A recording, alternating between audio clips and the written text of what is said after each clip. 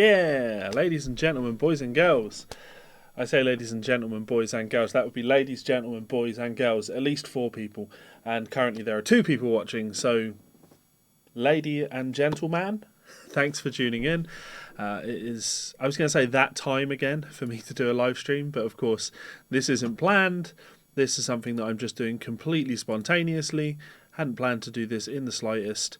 But that's cool. I enjoy doing these. I'm going to transcribe from Johnny Hiland. This isn't a job I'm doing for someone.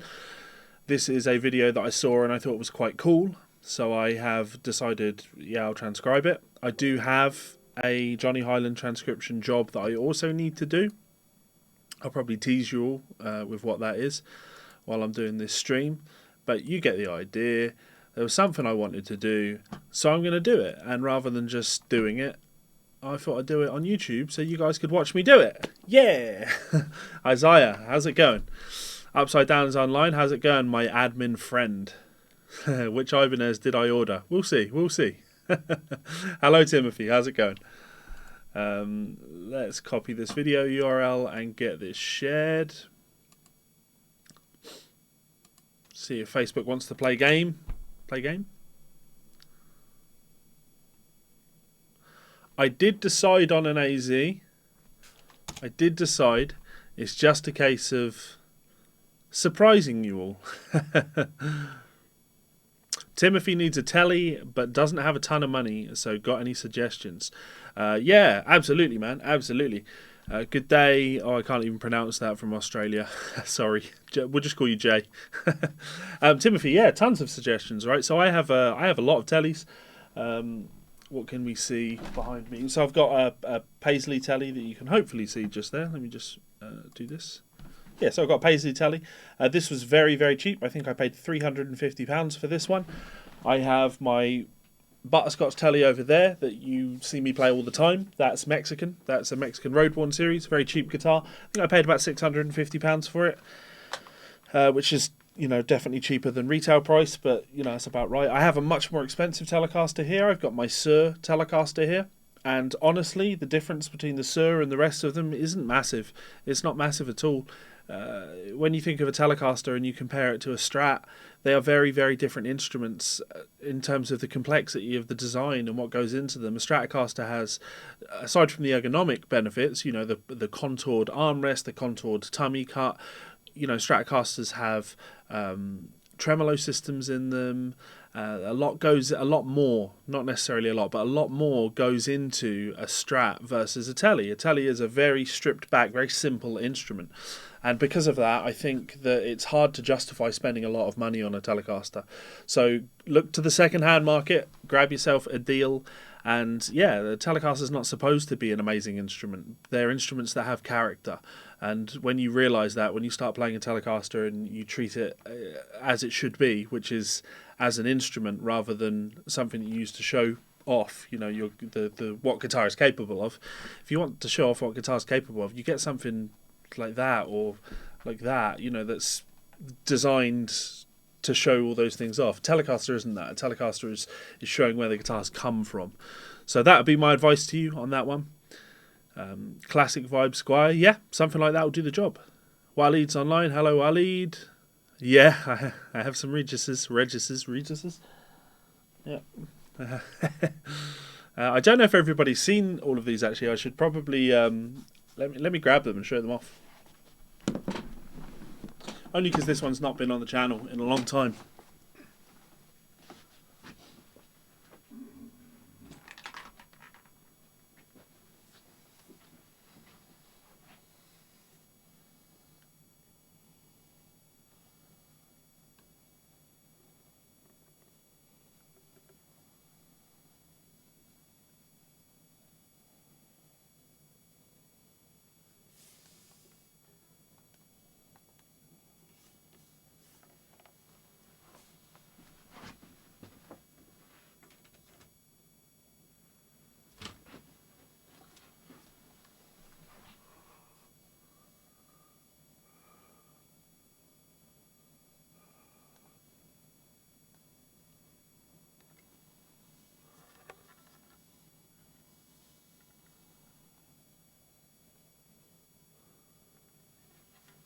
Very nice.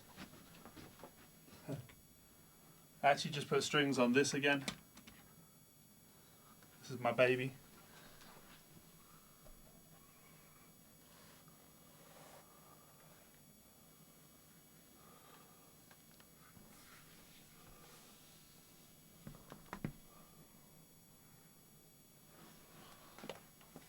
So nice to have these back.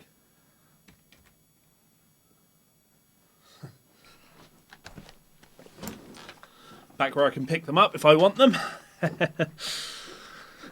Let's have a look.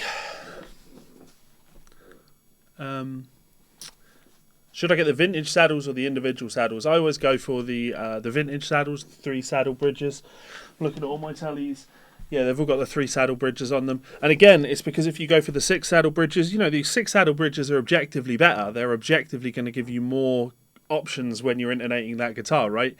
But that's why I like the 3 saddle, because it's back to the point. It's back to what the Telecaster was. It's shit, but that's why it's so fucking cool. So I like that. Pete Rogers, thanks for the solo transcription last week. No worries, man. No worries. So rock on, everyone. JJ's House of Jams. Evertune win. Yeah, man, Pete. I love my Evertunes. Absolutely love my Evertunes. So... right, let's talk Johnny Hiland. So, of course, Johnny Hiland, one of the premier modern technical rock country players. And I say rock country players because Johnny, he does the rock thing, and he's obviously grown up doing the country thing. There's a bit of both in his playing. He doesn't play a whole lot of traditional country, but he also doesn't play a whole lot of traditional rock. He's very much in that instrumental guitar scene, with a country DNA, if you like, running through his style, which has always been very cool to me. He is a very flashy player. I'm a big fan of his playing. I recommend people check out his self-titled solo album. It contains a wonderful song called Gatton to It, named after Danny Gatton. I really, really, really like that. What I am doing today is, well, to be honest, as I said at the very start of the stream, I am transcribing, what am I doing? Sorry.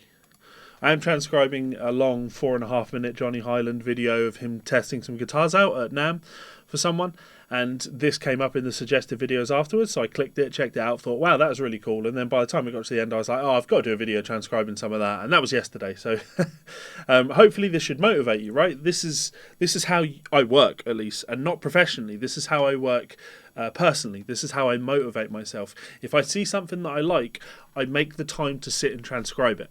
Because the goal, of course, or the hope, I should say, is that I'm going to learn something from doing this transcription. Now, this stream isn't necessarily about you learning to transcribe, though, of course, I will give you pointers, and if you have any questions, I'm happy to help you out with that aspect of things. But the goal of this stream is to show you what inspires me. So, if I find something that I like, I will sit and transcribe it, and you should do the same. Or you should pay me to transcribe it. But the point is, if you find something you like, you should dig into it rather than just letting it pass you on by, right? That's how I've learned so many styles over the years, because I hear things that I like and then I go out and I make sure I learn them. Cool? Makes sense? Right, so before we do the transcription, let's do the usual. I am going to... oh, that didn't work at all. I'm going to say a big thank you to supporters over on Patreon. Thank you very much for your support. Patreon is bringing in a perfectly reasonable amount of money now, which is fantastic, and it means that I can spend more time doing streams like this and calling it work. Providing content for people is what I like to do, so thank you very much for your support, guys. It really is appreciated, and you can support me over on Patreon for as little as $1, but the $10 plus guys all get their name here. So thank you very much. You guys are absolutely awesome. And of course, if you don't want to support me on Patreon, you can always head on over to Amazon and you can check out one of my books just by searching for Levi Clay. Delta Blues slide guitar soloing techniques, country guitar for beginners, 100 country licks for guitar, country guitar soloing techniques, the country fingerstyle guitar method, and the country guitar method compilation. And we also have, it just came out, ta-da, 100 slide licks for blues guitar. So if any of those appeal to you, head on over, check them out. And yeah, Johnny Hiland isn't mentioned in 100 slide licks for blues guitar, funnily enough, but he is mentioned in the 100 country licks book. So yeah, right. That fun? Hopefully, yeah, no. On with the transcribing. Let's make me a bit smaller because you don't want to see my ugly face when I'm doing this, do you? That should do. Right, so this is the video. It's a TC Electronic video. Hey, it's Russell again with TC. Now, to be honest, I saw that intro, and that was enough for me to say, oh, this is some cool playing. I'm sure he'll probably play something in this video like that I'll enjoy transcribing. So I tell you what, let's just listen to the start of this just so you can see what got me in, what kind of hooked me.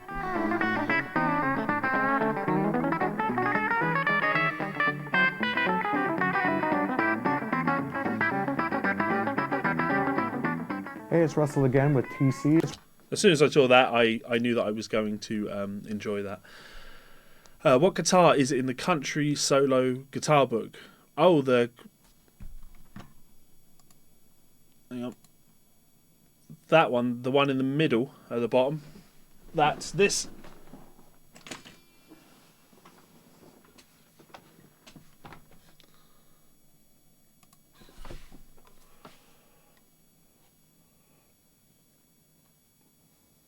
My Sir Brent Mason clone.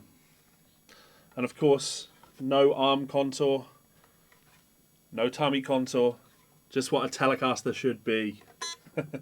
It's got a vintage, actual vintage Gibson mini humbucker in the neck, a vintage period correct Seymour Duncan stack pickup in the middle, and it's got the Sir Telecaster pickup in the bridge, and it has 3 knobs on it, volume and tone as you'd expect on a Telecaster, but this extra knob here just controls, the knob's fallen off, it's in that box, this one just controls the volume of this pickup, so I can have the 3-way tele selection on, I can have the bridge pickup on, and then I can turn up the volume of this pickup just a little bit if I want a little bit of that pickup blended in.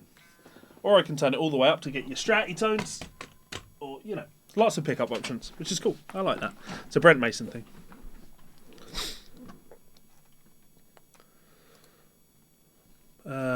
This guy's insane. Been listening to him for a long time. Hopefully you mean me, Timothy. No kid. Yeah, Johnny's great. Bro yo. Hey man, maybe I'm late on it, or maybe whatever, but how did I learn all my music theory? I've read a lot of books, watched a lot of videos, taken a lot of lessons, studied and taken everything seriously. Oh yeah, I'm a night owl, man. If I move that out of the way, you'll see the time down there. It is 1 minute past 2. Yeah. Levi's knob fell off. Levi's knob fell off a long time ago, man. Right, anyway, let's check this out. How's it going, Tailed? Hey, it's Russell again.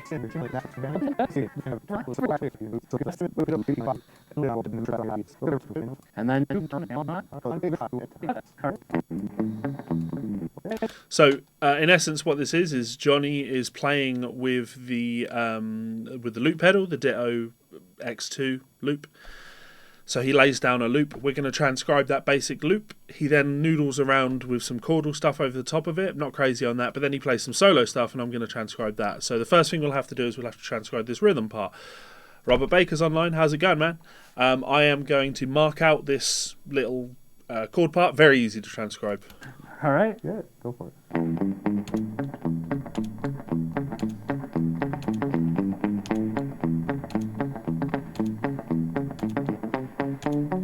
In fact, let's make this.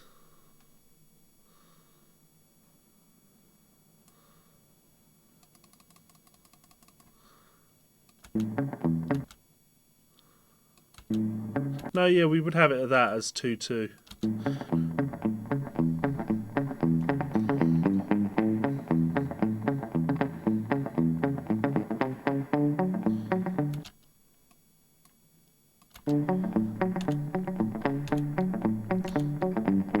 Robert's come to steal my thunder.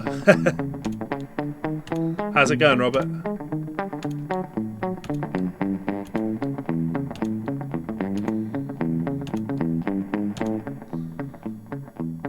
All right. So loop sets up.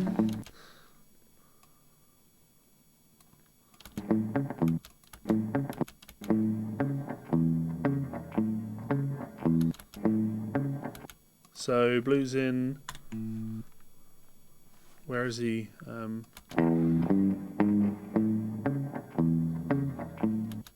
Let's put that intro on there.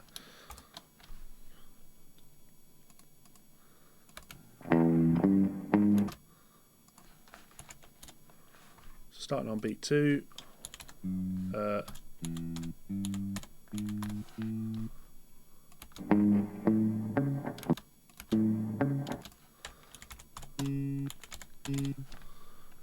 Let's put a...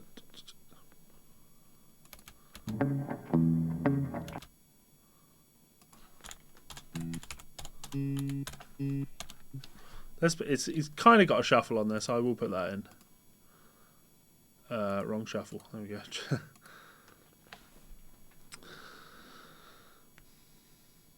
How do I get me to transcribe your crappy song just for the funds?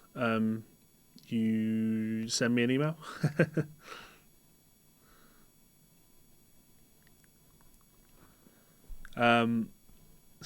Yeah, see, that's the difference between Robert's method and my method. Doing good, setting stuff up to shoot videos tomorrow. I don't plan that far ahead. My setup is so that I can literally just hit record like that. So I record when the moment takes me, rather than going, well, tomorrow I'm going to sit down and do this. Maybe my videos would be a little bit more popular if they're a little bit more structured like that.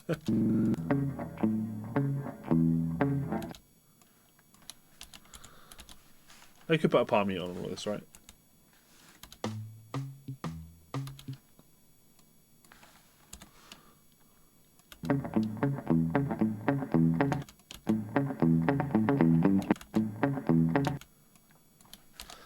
It's just a rough, the detail's not overly important.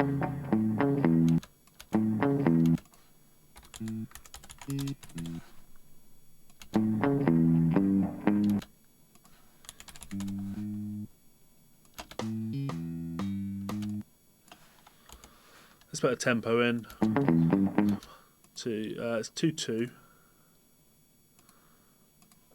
And we'll go 1 2 1 2 1 2 1 2 1 2 1 2 1 2 1 2 1 2 1 2 1 2. Yeah, let's go 110. He must hit an upstroke just before that, surely. Go for it. He doesn't. That shuffle, I hate it. It's not quite the feel that he's going for, so we won't do that. But it's not quite right either.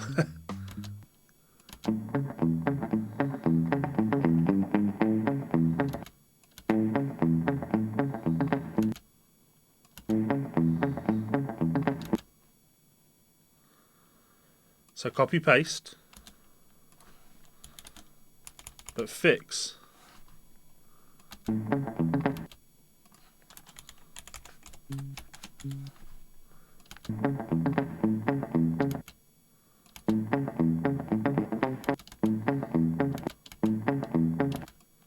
Copy paste.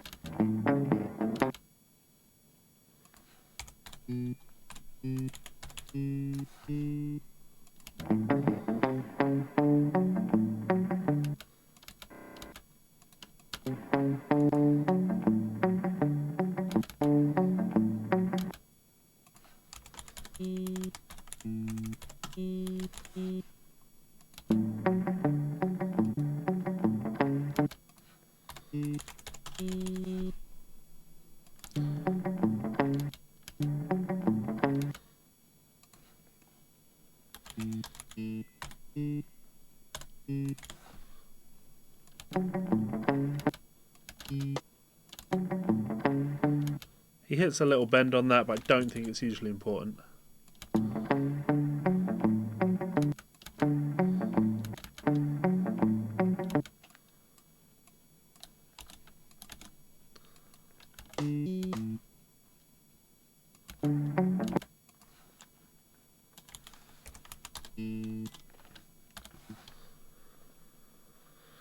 Oh, of course, palm mute on this.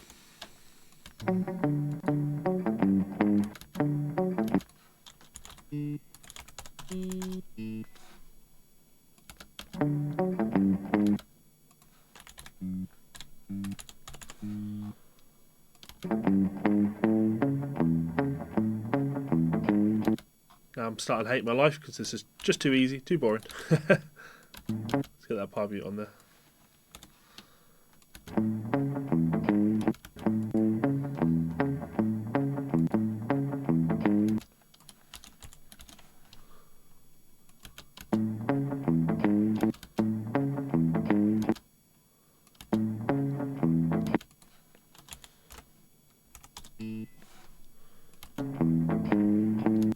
Now I think the bend is quite important there.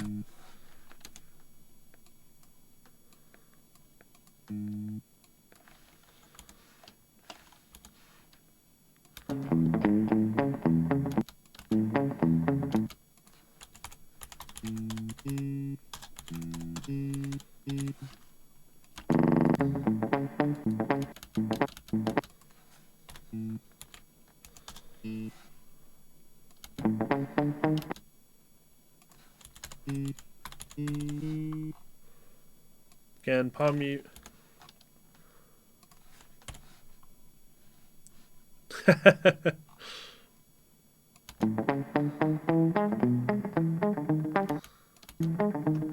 Oh. So.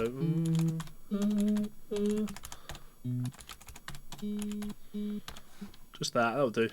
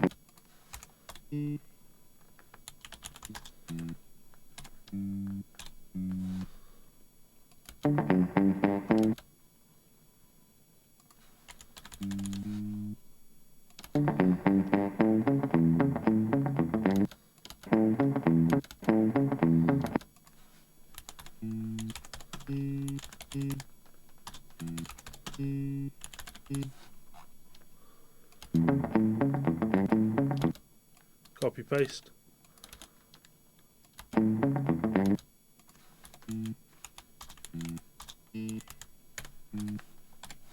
T and 3. It's really a slide, but I'm putting a bend just because that's how I'd learn it. That's how I'd teach it, I think. Let's get some palm mute in here. I'll read these comments in a second, I promise.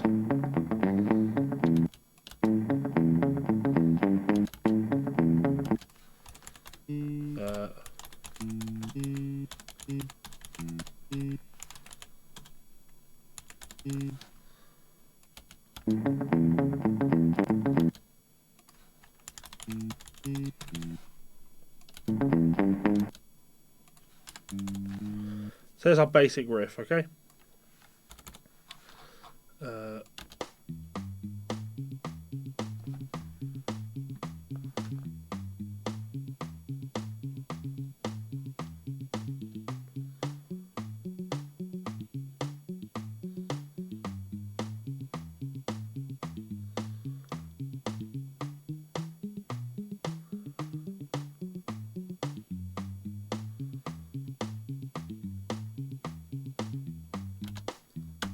Fine, cool. Yeah.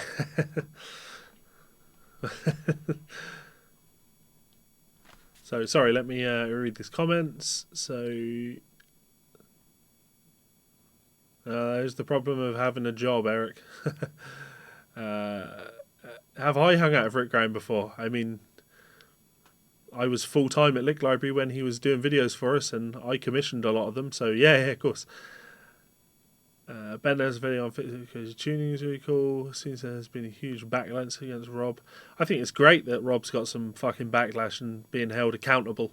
I think it's really important that he's being held accountable, because I said to someone today, you can totally discount everything that KDH said. You can totally discount everything that I said. You can ignore that. You can even ignore everything Rob said, right? Just for argument's sake, you can ignore that all of that happened, right?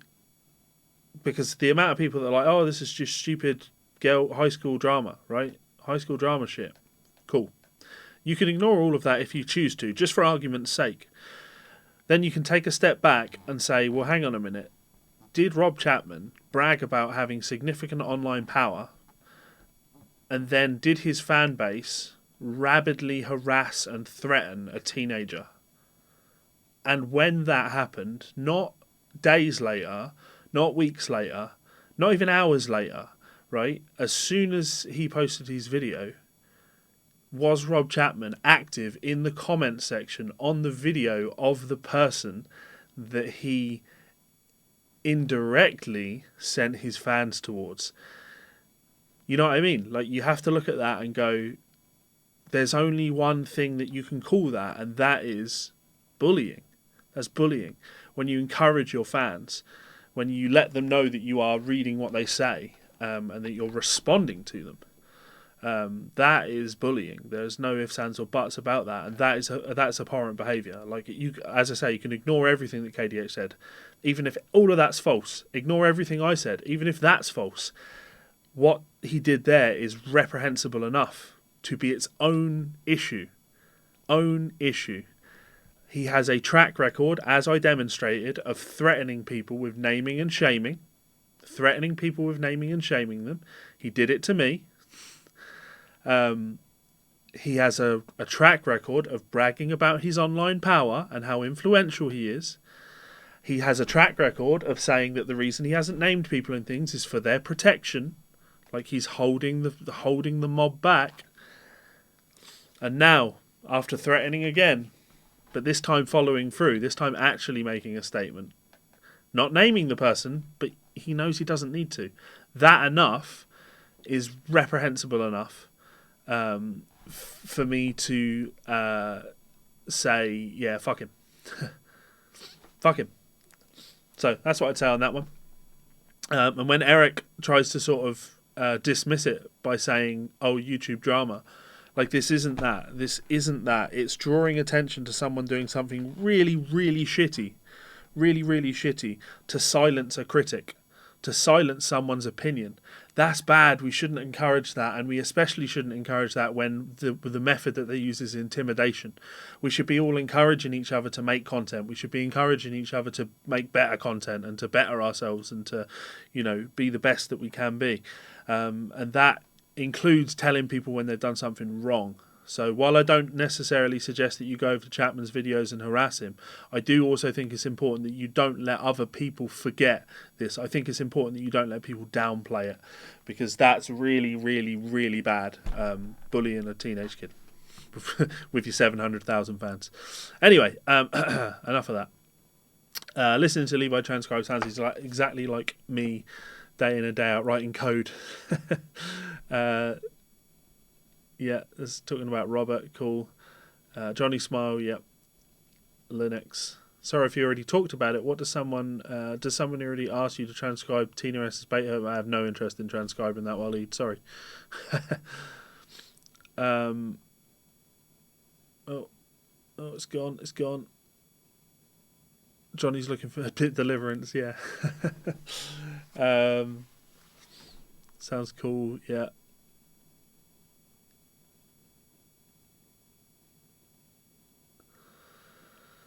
He's probably watching us now, Eric. Yeah. Well, bro, yo, how can you possibly address it? How can you possibly address it? You can't address it. His first video, he thought that was going to be it. He thought he'd make that and that would be enough to shut everyone up. But he just opened the biggest can of worms, and he can't take a step back now and do anything other than own the fact that he made it so much worse. So much worse. If KDH's video had been seen by every single person in the world, all it was opinion. All it was speculation based on things that had happened. But we don't need any of that anymore, because we have demonstrable facts. We have demonstrable evidence that this man bragged about his online power and then enjoyed watching the fruits of that online power go out and do his work for him. So yeah, how can he address that other than saying, Well, you caught me. He'll just pretend it didn't happen. Anyway, right, so Johnny Hiland, we did this bit. All right. Now I'm going to kick this ball. So he does some... I'm not crazy on this because it's chordal.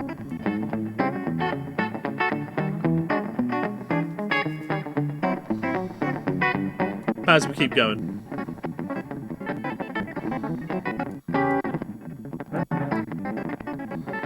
Hold on 1 second. This was fun.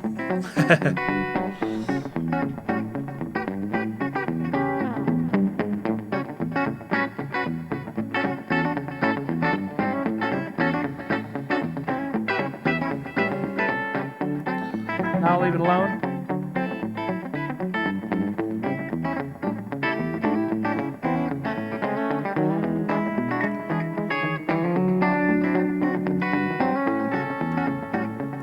One, two, Now we three, can four. pick, One, right? 2, 3, 4.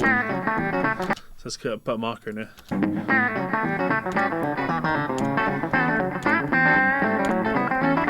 Good night, Eric.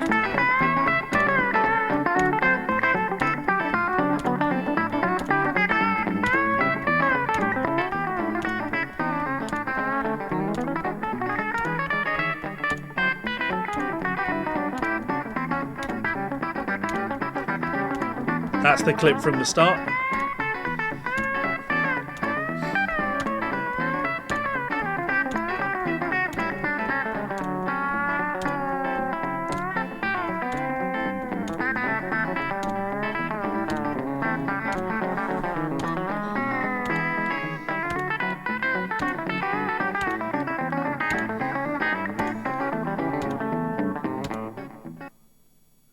Cool. Yeah, some burning playing. I enjoyed that. Right, so I'm going to copy and paste the loop because how many times does he play? It's 24 bars, so it's... oh, shit. Hang on.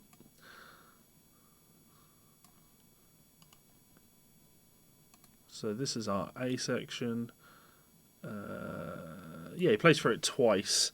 So if I copy and paste the entire 12-bar riff, so it plays twice, we should just be able to transcribe this part over the top, right? Transcribe than someone like Billy Strings, Molly Tutler. No, they're easy. those guys, well, and gal, are very easy to transcribe. Very, very easy to transcribe. Let's add a track. Let's add some clean guitar. Let's change the sound a little bit, though. Let's blues. I'll do. Let's move it to the top. Now,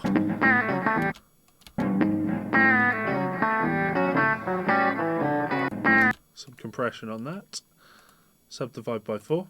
I'm going to zoom in a little bit so we can see what's going on a little bit better.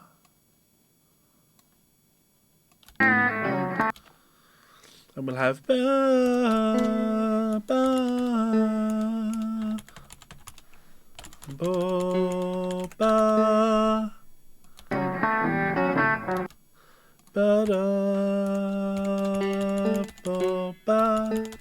Why does it sound like banjo?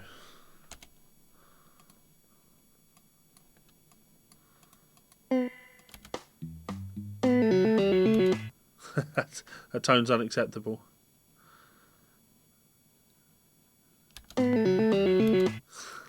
Can't live with that.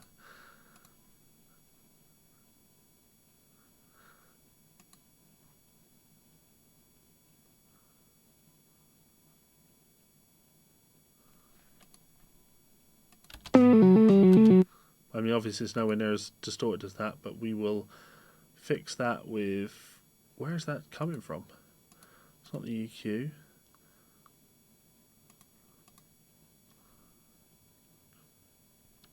Don't know where that's coming from.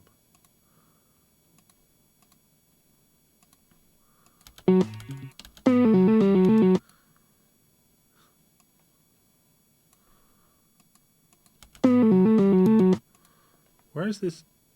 I mean, that'll drive a man insane.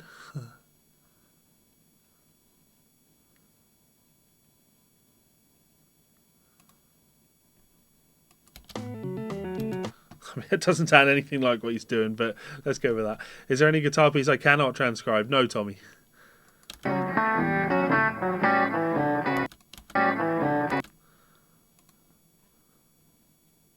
What is this?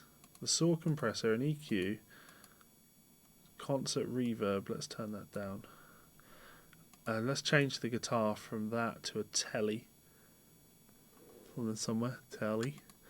And let's put the bridge pickup on. Check the amp. Let's turn the treble up. And should be able to boost the EQ volume. I mean, it's really twangy, but we'll live with it.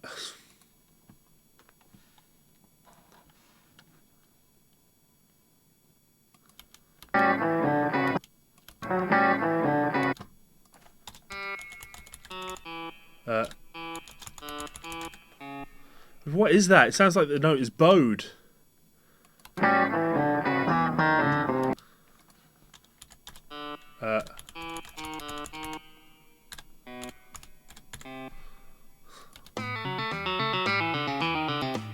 Why does it sound like shit? Because it's Guitar Pro.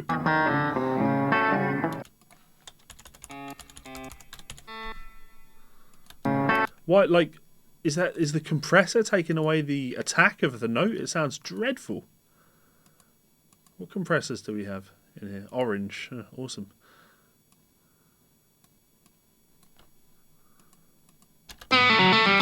Wow. Okay, that was significantly different.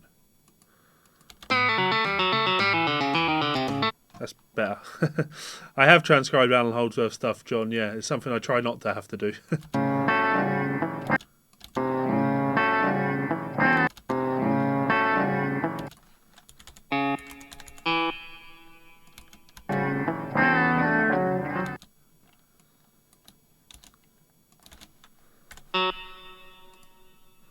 Why is that reverb so ridiculous?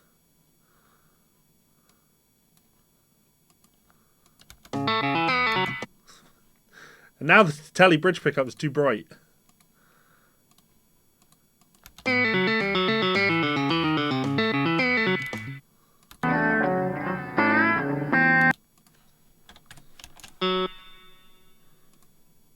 I'm just going to go for neck. That's what I have to. Why am I spending all this time worrying about tone in Guitar Pro?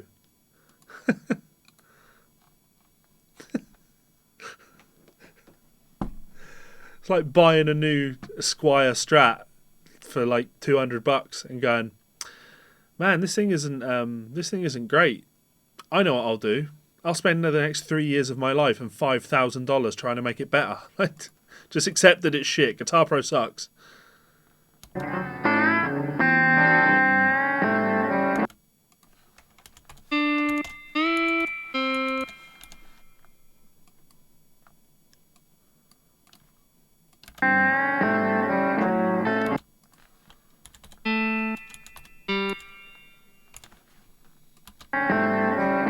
Oh, it's an open string.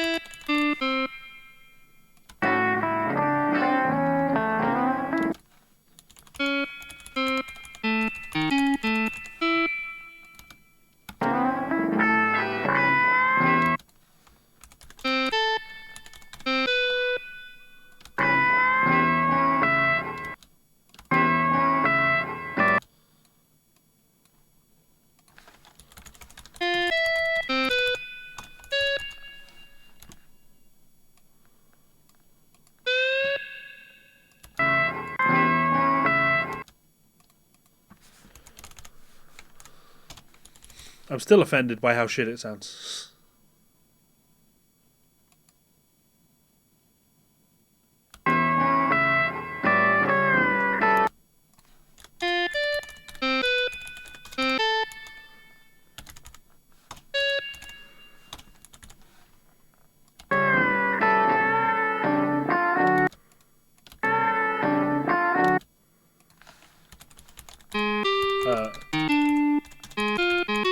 Now, if this was something I was covering with my students, I know you're not my student, so I apologise for this, but I'll do it anyway.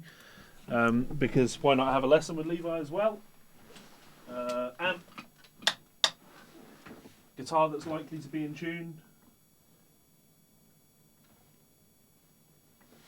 Go the Ormsby. Just so you're in my head and you're seeing why it is I'm transcribing something like this, what it is I'm looking to get out of it.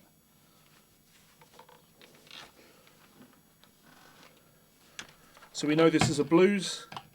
We know this is a blues in A.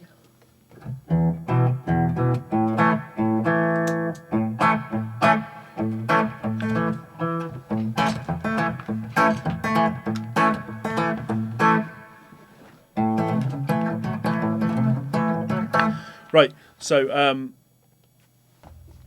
yeah, looking at his vocabulary, you got this.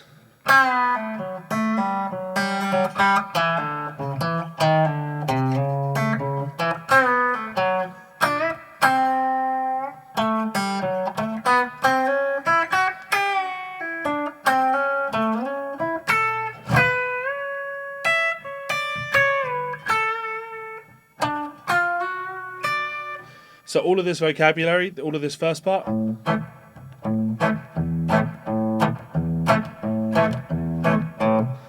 Hate doing this on the 7th string. This I would think of as being pentatonic. And it all fits around that A.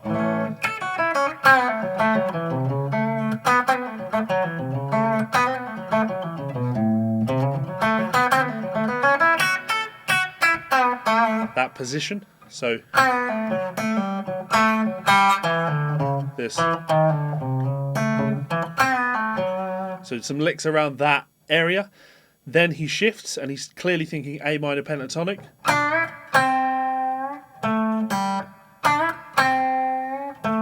And then we have. And that could be a lick in its own right.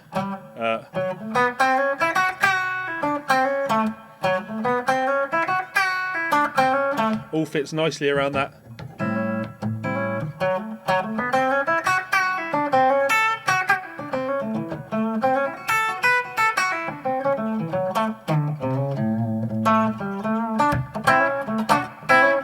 So all of that type of thing.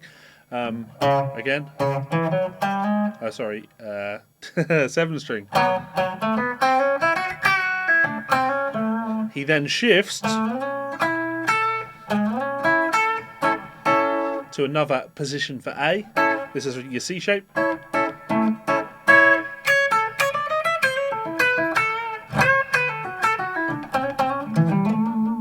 So shifting up from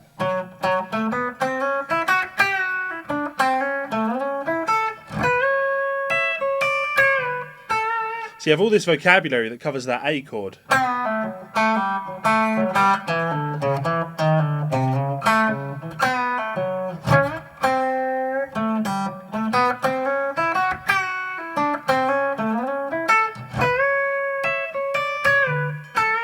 Now all of that sounds like an A chord.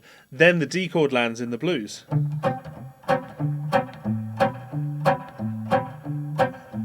And he, before playing, you know, without even transcribing anymore, he plays. Now that's like us going.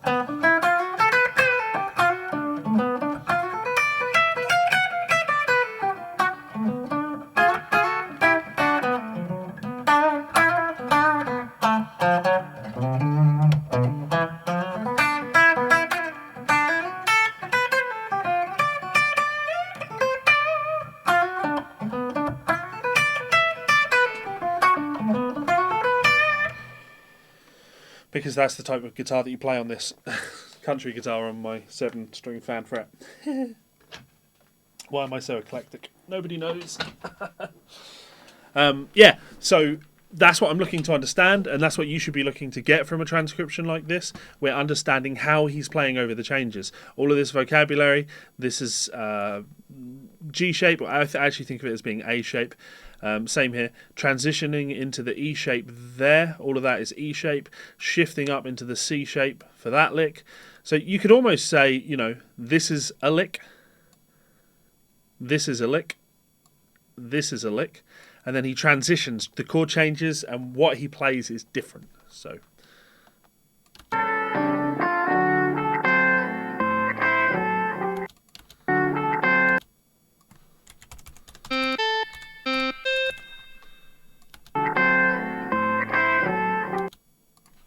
And we can see that in the notes he plays.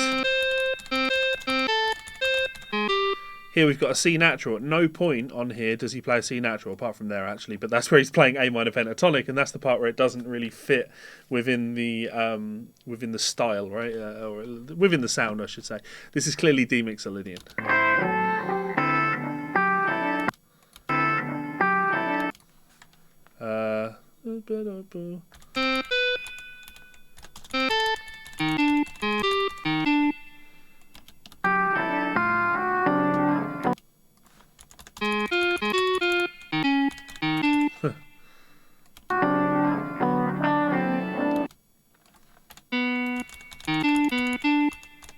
Sounds like he plays that.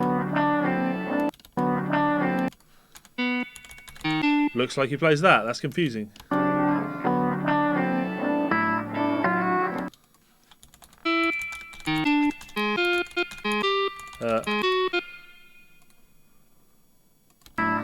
Thank you very much for the support, Tommy. Appreciate it.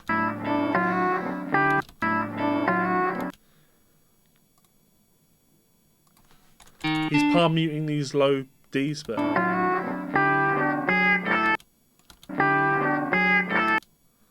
that's a nice line, actually.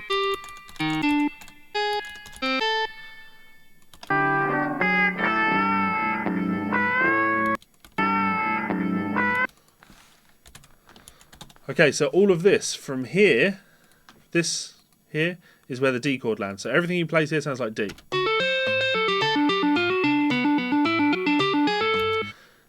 Here is where the A chord lands. He goes back to that C shape. Same lick.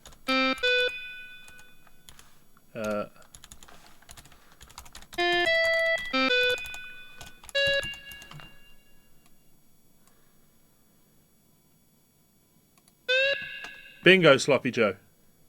And it's exactly the same as before because this is a country cliche, so I'll copy and paste it.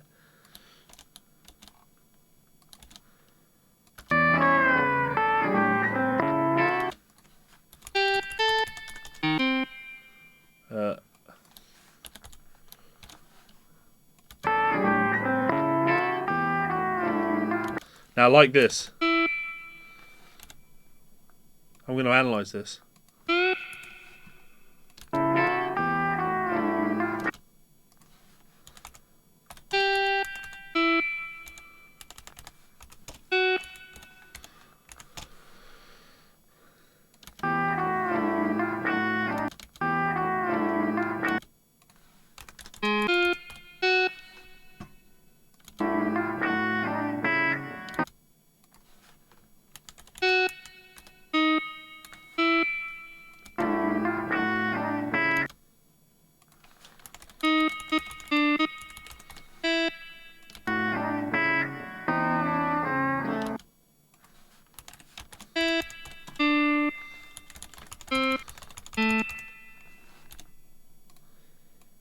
Hit a double stop on there. Whoops.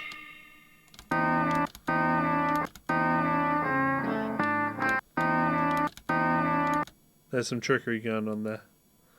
But just from an analysis perspective, there's something that I want to learn from there. So, because I love these pedal steel type bends, and that's what I'm wanting to learn from the transcription. So, love these Johnny Hiland bends.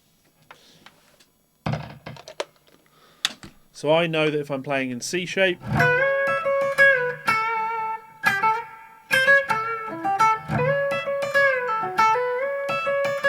you could even... But he transitions and goes from...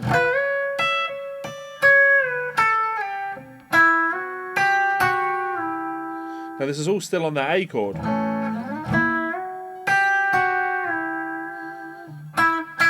That's cool.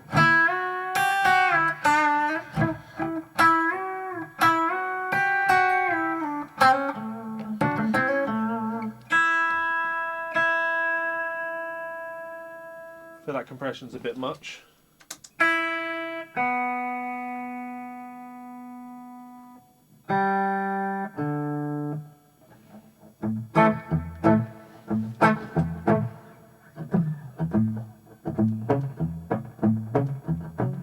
Let's just lay that down. Try and play it correctly. Apparently I can't play the guitar today.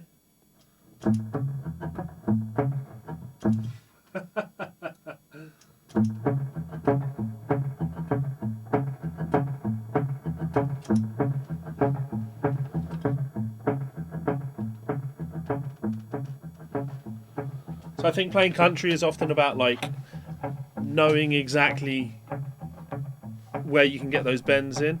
So we've got all of these places that I would usually play. You know, I'm going to do my...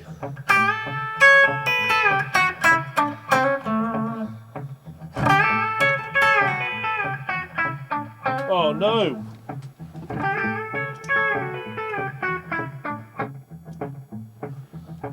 I was like, have I put a delay on? So all of these bends that I would normally do,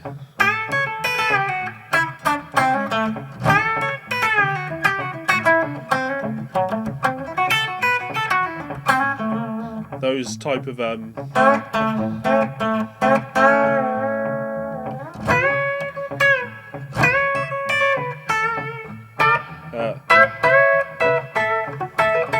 so now we've got a new one.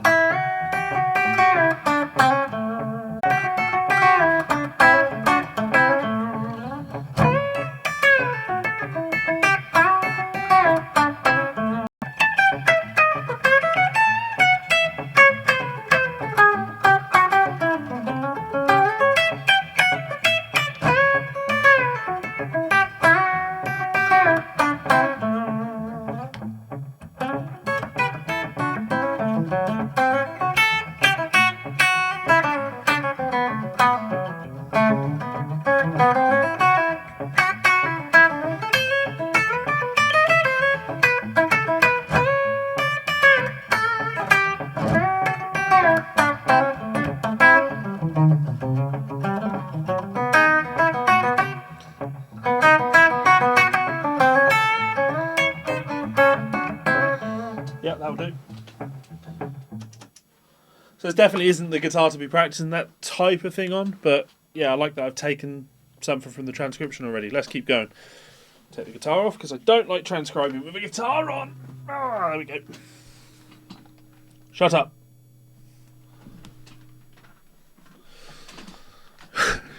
Shouting a guitar. Shouting at a guitar. Fucking chair! Need to move this carpet under me. It's driving me insane. Right. Let's have a look. Let's go back to it. Of course, if you are enjoying this, there is a link in the description to my Patreon page. You can support me over there for as little as $1. And I'll be posting this transcription over there for those guys to study, etc. So, yeah, have a look there if you enjoy that. And of course, check out one of my books. There's a lot of country books that I've released. Just search for Levi Clay on Amazon. You will find something you enjoy. Maybe. Or you find something you hate. Either way. It's appreciated. On with the transcription. What's going on there? That's on the overdub. Okay, fine. That's on the loop.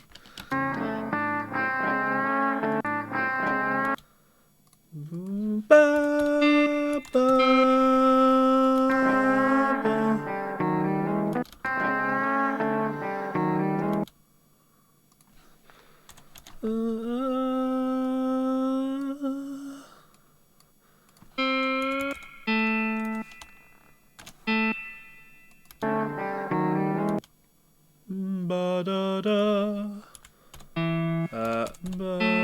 Where's he playing? It's an E chord.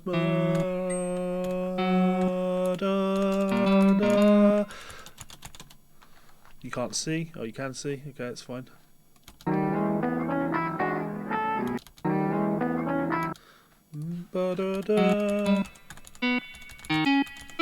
Chord changes to E. What he's playing on the guitar, visualization wise, I think of this as being A shape. Others would call this G shape, either, or he's playing the chord.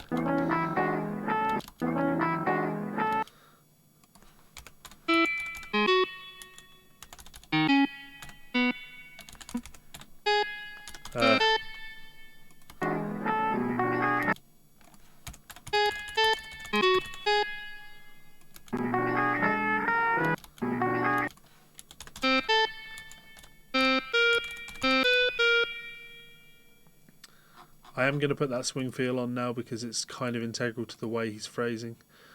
Do that up here.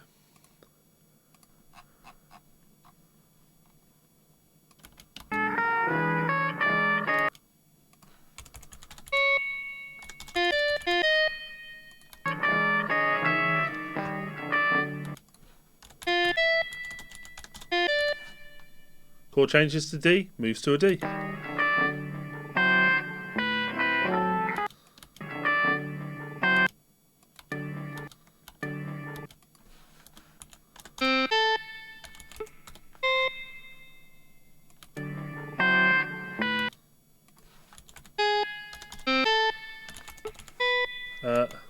Fuck.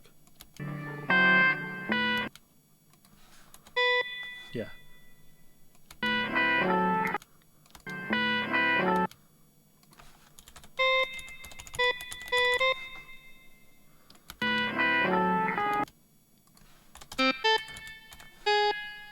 Now these are my type of country lines, the Western swing.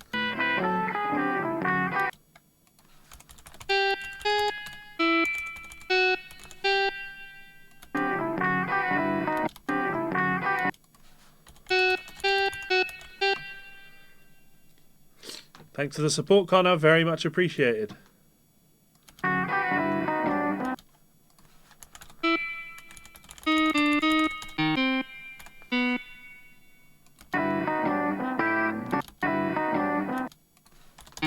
He does play the C there. Oh, Robert, that's an interesting one. Who is harder to transcribe? Probably Johnny. And I'll tell you the reason for that. Although Brent has the chops, Brent Mason, John. Brent Mason. The great.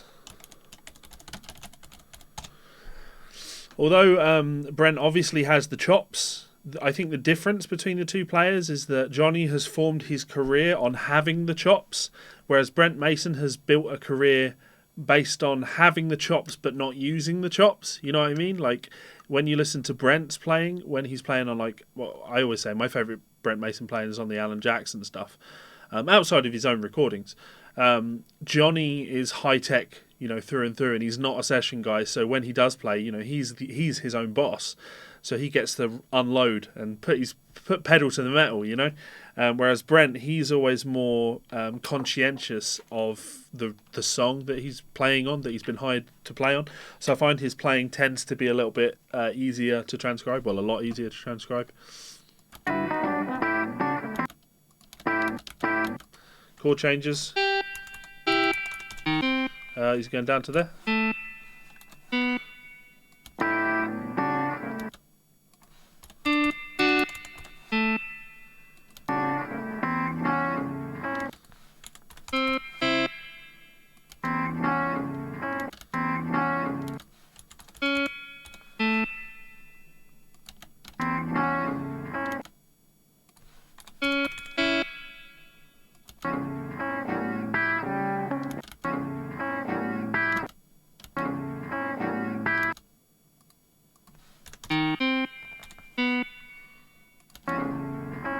I think of this like as being an Albert Lee type thing.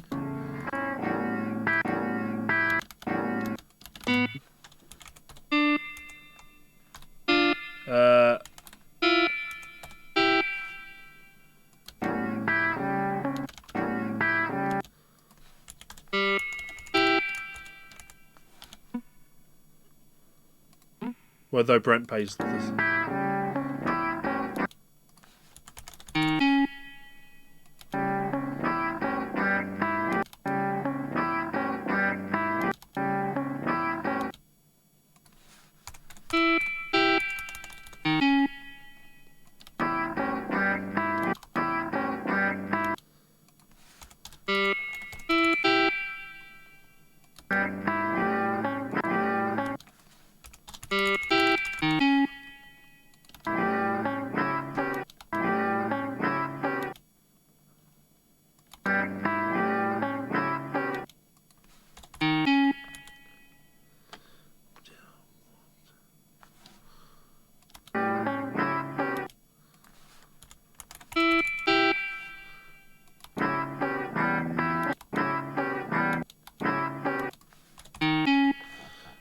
Okay, he is going. It's like he is definitely hitting that.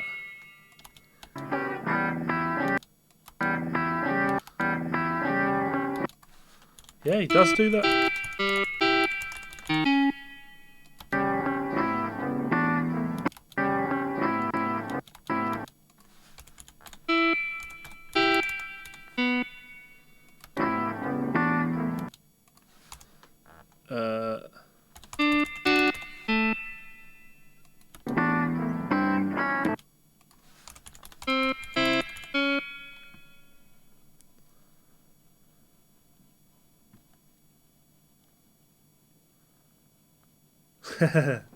Good to see you, Gitologist. Johnny's a great player, and I didn't realise that he just lost someone. That's a shame.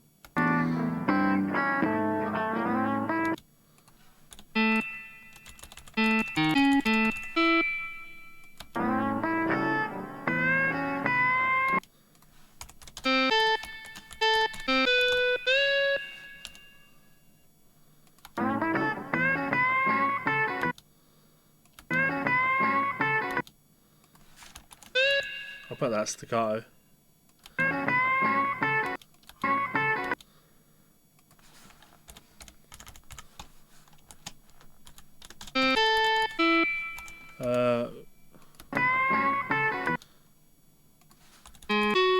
Position.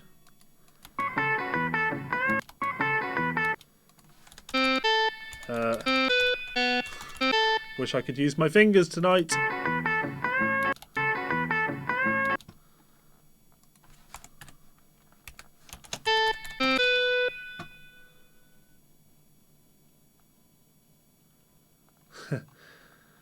Which, can you remember what program it was, Githologist?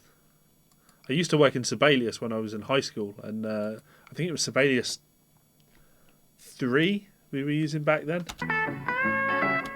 So we've got that same bend again, and this is, you know, I'm always talking about when you're learning styles, it's important to understand vocabulary, right? Licks. This is going to be the third time he's played this lick in a 2-chorus blues.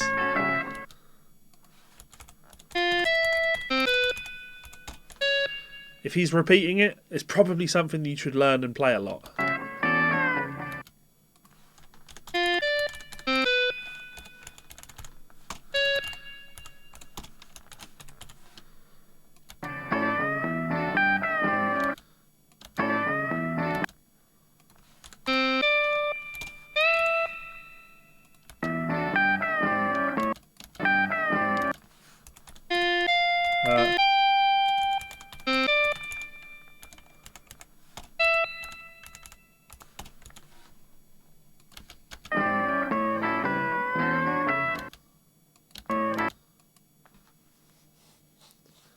Just MIDI, wow.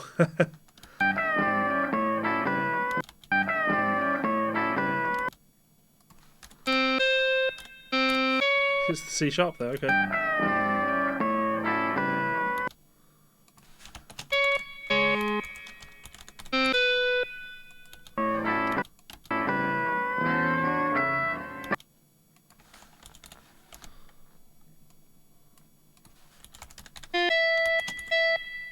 Let's take a listen.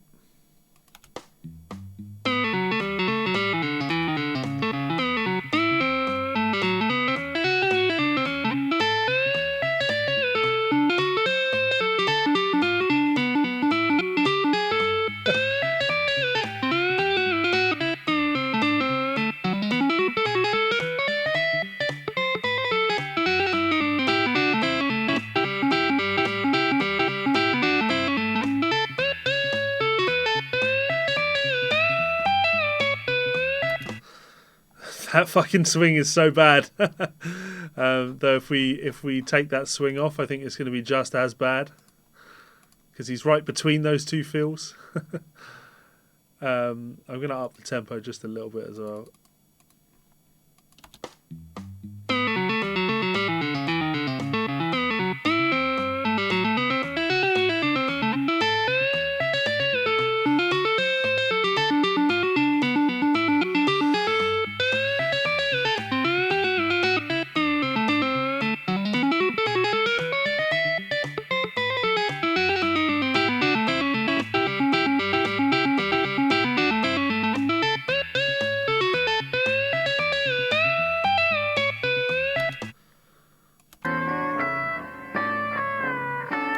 There's the fourth time he's played it. I'm even going to copy it from before so I don't have to keep writing the same thing out.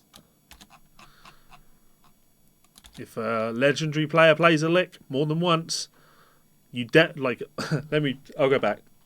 If a legendary player plays a lick that you like, learn it. If a legendary player plays a lick more than once, hell, even if you don't like it, fucking learn it.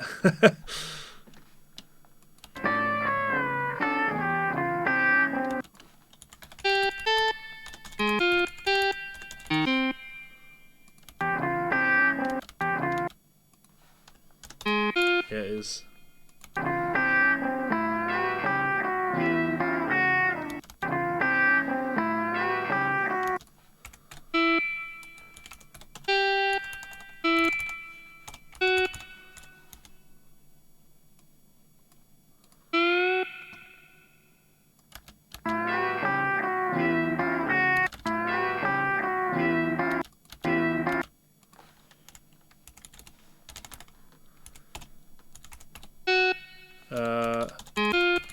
Does he play the 10 there?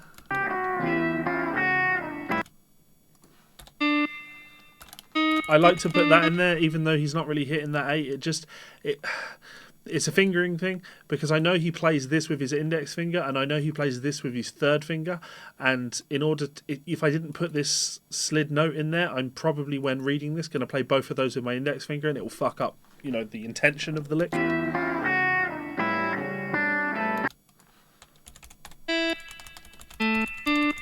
This is similar to what he played earlier.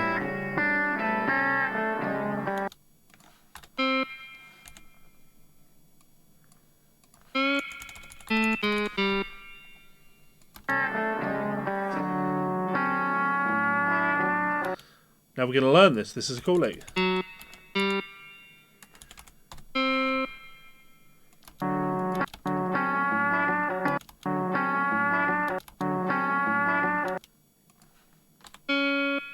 Does he hit 6 there? He does hit 6. So,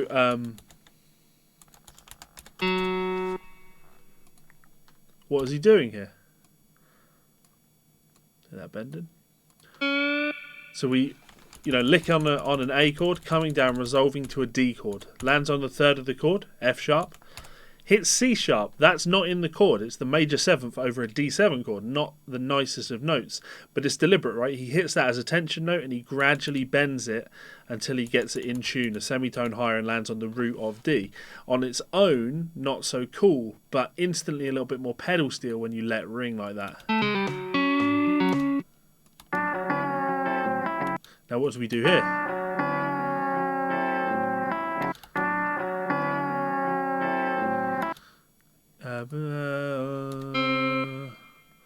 Yeah, so he's doing the reverse now. We're pre-bending from 5 and releasing. So again, C sharp, you're hitting the C sharp, but you're gradually descending that note to land on C natural, which is the flat 7 of the chord.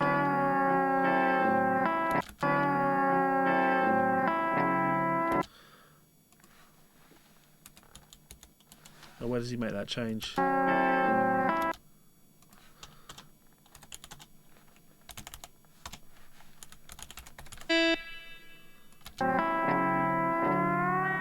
Now that's cool.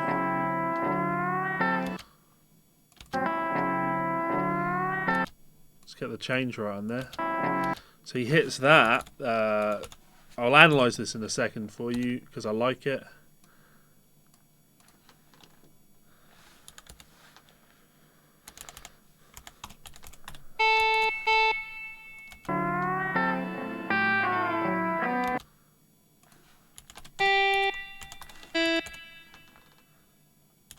Let's go to the... Here he does. You'll see why in a second.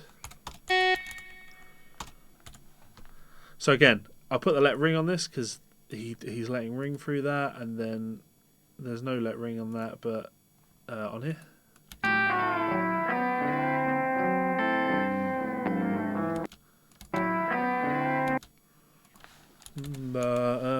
That's not the. It's a very jazzy note for him to land on there.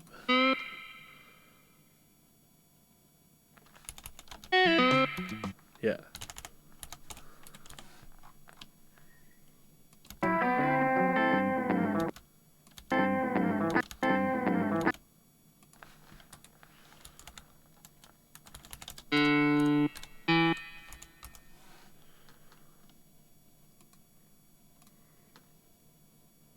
Okay, so yeah, full analysis. D7 chord here. Well, as I said, A7 lick moves down, resolves to the third of the D7 chord, hits that major 7 while holding that third, bends it up a semitone, which sounds really cool. You get that nice tension resolution. So really here he's playing a D major, the third and the root of the D major chord. Then to make things really fucking cool, he hits that third again, but then plays the flat 7 pre-bent a semitone, so up a semitone on a C sharp, and releases that bend down a semitone, giving it the flat 7 of the chord. So if you want to, analyze the harmony of what he's playing, well here, this is A7, he's playing A7. Here he's spelling out a D major chord, okay? At this point, he's outlining a D7 chord. When he plays this note, this E natural, well, this chord all rings out and gives you a D9 chord, which is really cool. And then this lick here, well, this is the same as this lick here, the one we've heard many times, but now played in D, so down the neck. When you put the whole thing together, you get...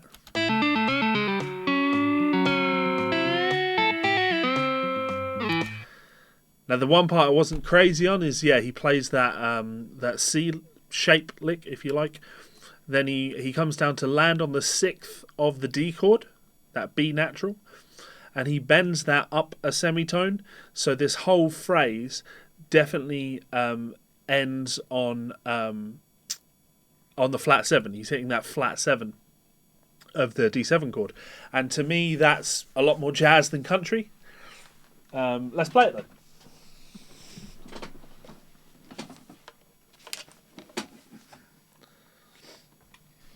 Because that's the point of this, right? Learning.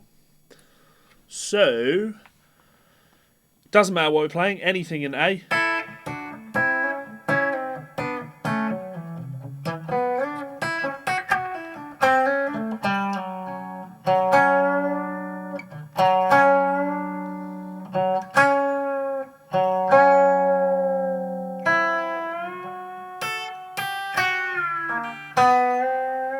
In fact, I'm just going to lay down a D chord so I can really hear this.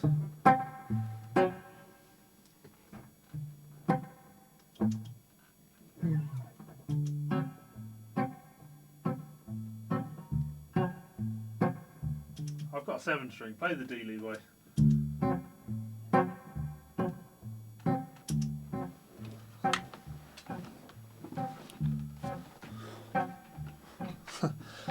One of my guitars is beautiful. So when I hit this, that's the third of the chord. Now, it would be country to go. Absolutely, guitarologist, like country and jazz that's my home. That's where I feel at home.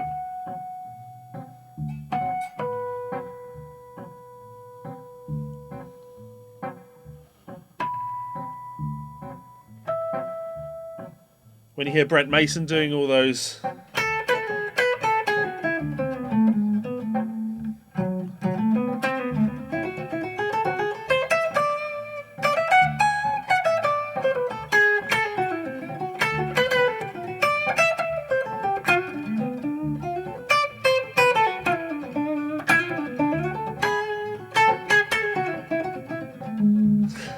I like that.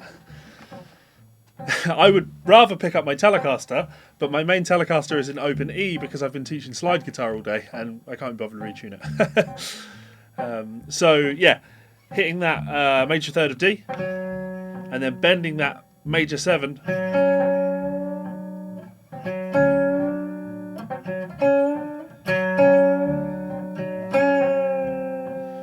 Getting that.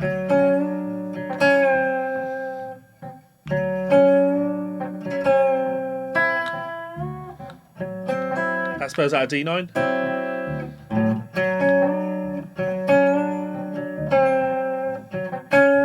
It is 3:05 in the morning, yes.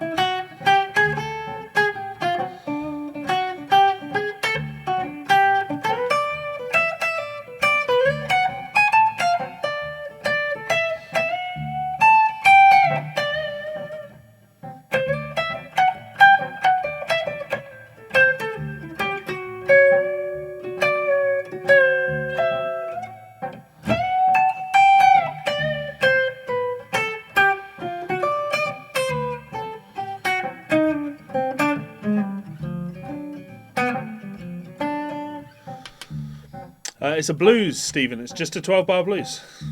He's just jamming. He's just jamming on a blues. What scale length? It's a 27 on the bottom, going to 25.6, I think, on the top. And the string gauge is whatever Ormsby put on it. Again, this is not what I would like to be doing this on. Everything feels wrong. The bends feel wrong. If I was doing this on a Telecaster, everything would be fine.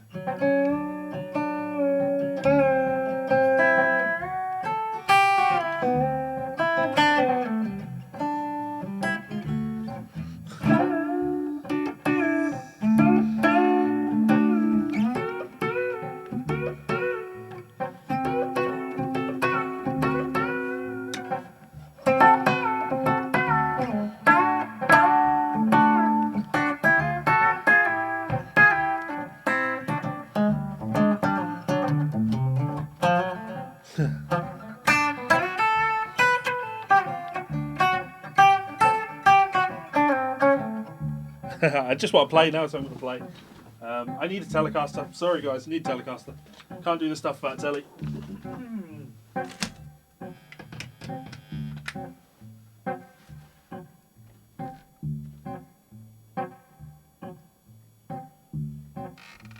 Need my number 1.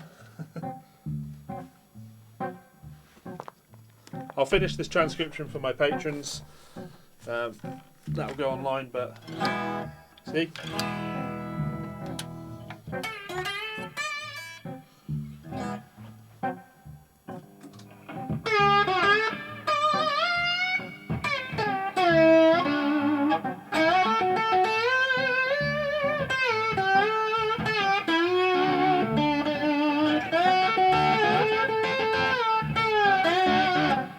going like that.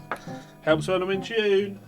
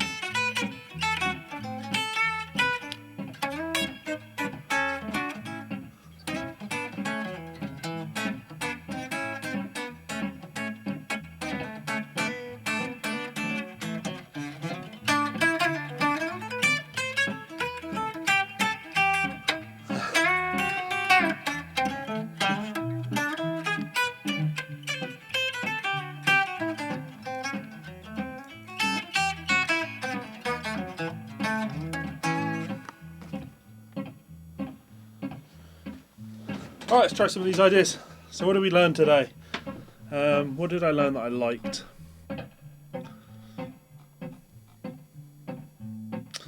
Okay, so it was two things I really liked. I liked playing on the one chord and going.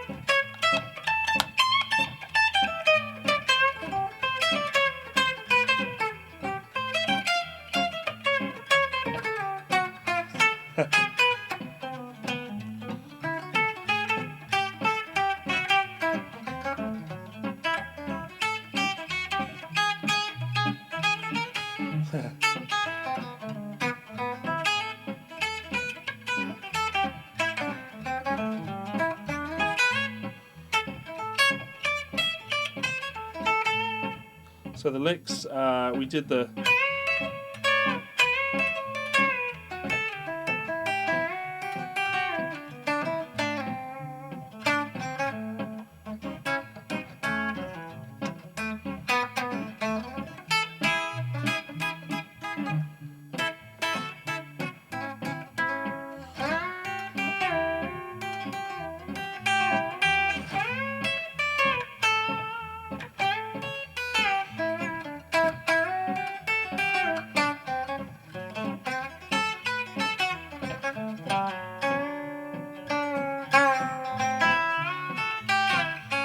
That's a cool lick. If I can get that right.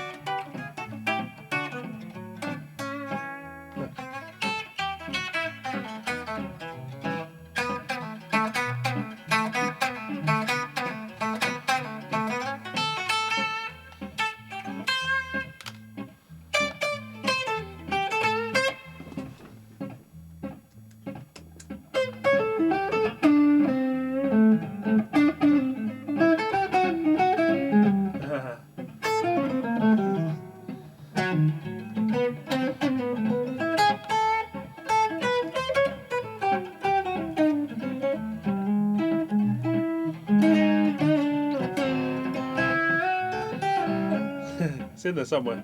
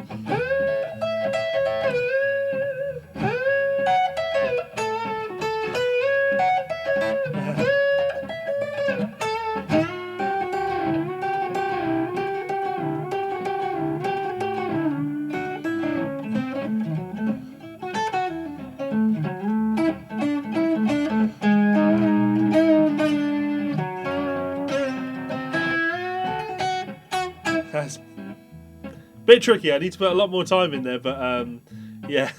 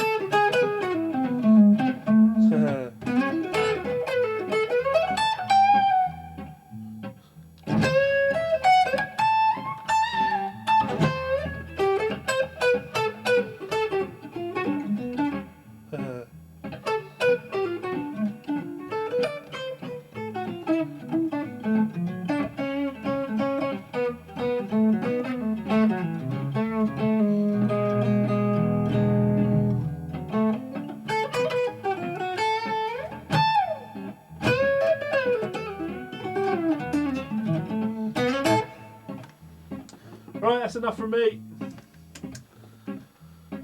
Evidently I'm playing like it's 3 o'clock in the morning too.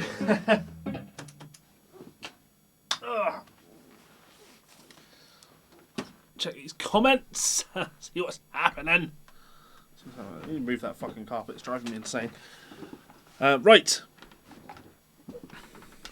You're too kind, guitarologist. I need to not play live on YouTube at 3 o'clock in the morning. I tend to play better. But I had fun, and that's all that matters, right? So, right, what have I missed? Busted Tuners doing open tunings. I've never done that before myself. Wow, there's I'm missing a lot of stuff here. Tommy, you commented on neighbours. That's not an issue here. I am in a soundproofed studio. If I want to, I can.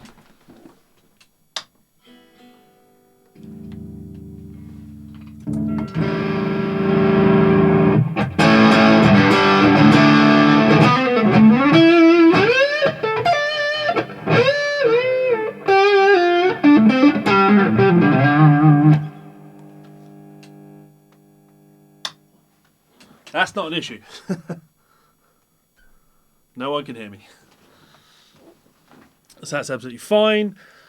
Johnny Hiland. Yeah, the Johnny Hiland tune I'm transcribing, Stephen, is just the 12-bar blues. He's just jamming on the 12-bar blues. It's not a song, it's a 12-bar blues. Pedal steel, yeah, string gauge is a must. And even then, like, I picked up this telly and nothing feels quite right because I have just finished the audio for my latest book. And it's a slide book, so the action's high on this, and I've got 11s on there, and I'm used to playing 10s, so my bends are a little bit off, or they're a lot off, to be fair. Anyway, yeah, so there's that. Transcribed a Guthrie Govan lick yesterday, and I've been practicing it with a metronome, then on jam tracks. Is there a better way to assimilate language into your playing, or have I got it right? Less on the metronome and more on language into your own playing. And what I would say, it depends what your concept of a lick is. To me, a lick is a 2, 3, maybe, well, it's longer than 2. It's 4 or 5 notes. It's not 16 notes. 16 notes to me is a series of licks that are stitched together. So I would be looking at rhythmically varying the concepts and breaking the Guthrie lick down into smaller components that you could actually use. So that's what I'd say there.